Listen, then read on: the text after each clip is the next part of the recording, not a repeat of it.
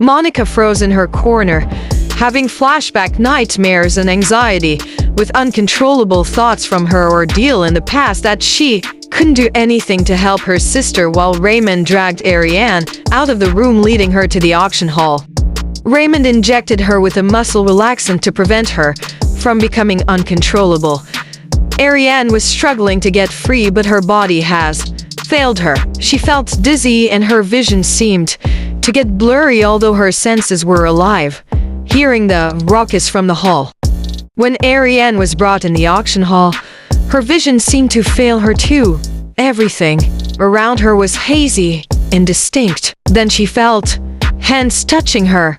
She was like hallucinating. She weakly stepped back and leaned on the wall, weeping helplessly. The more the men got excited to have her, and the bidding was rising higher, more than as expected. Rain got alarmed by the way the men in the auction hall were behaving. He was struggling in freeing himself when suddenly behind him was a hand trying to free him.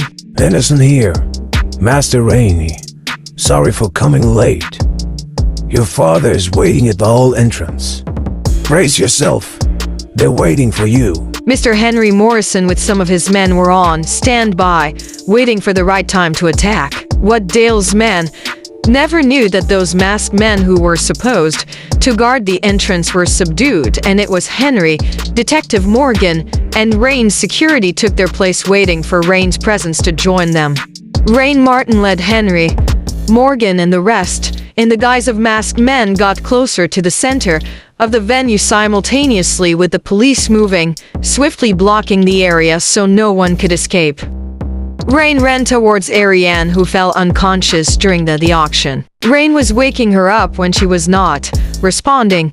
He quickly carried her out of the hall towards his vehicle. He let Ariane rest until she wakes up and told Neil to guard her, for he has to go back and help find the other girls. Meanwhile, Anderson found and cornered Raymond while the latter was escaping, so he brought him to a room and called for Morgan.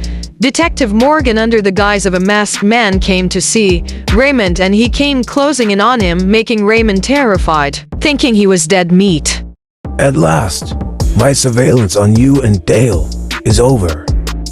Meanwhile, at the other section of the old villa, Ingrid was becoming edgy and irritable that she fanned off his hand from her face, but the man was persistent. Then he held her face again and whispered, "You have very pretty eyes, melancholic." Ingrid ward off his hand from her face again, and the man was pissed off. He slapped her hard. Ingrid felt humiliated and started fighting off her attacker, cursing him. The man just kept on grasping her until she got hold of her shoe and struck him hard on his face and head. The man tried to get up, but Ingrid, desperate enough to save herself, kept on hitting him with her shoe. Her temper is like flames burning in hatred, cursing and yelling loud, almost losing her sanity because of fright and ferocity. Anderson heard a commotion in a room, and there he caught Ingrid hitting a man furiously. He stopped her and said, "It's over now, Miss Ingrid. The police were here arresting them, all including this man. You're safe now."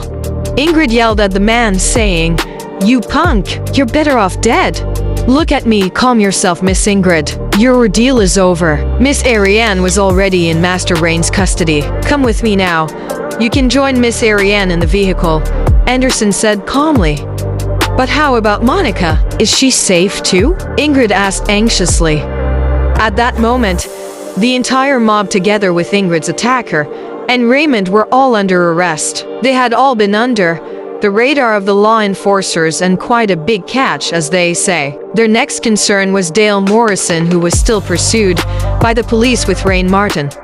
As more police were arriving, Dale quickly ran off to the room where Monica was held hostage. He took her forcibly, saying, "You're coming with me. Hurry now." Monica replied, "Where are you taking me, Dale? You have nowhere else to go. Just give up." "I have a place where they won't find us. Just come and no more talking. You're stalling me. Get up. Hurry. If I die, you'll die with me." Could Dale succeed in his plan of escape?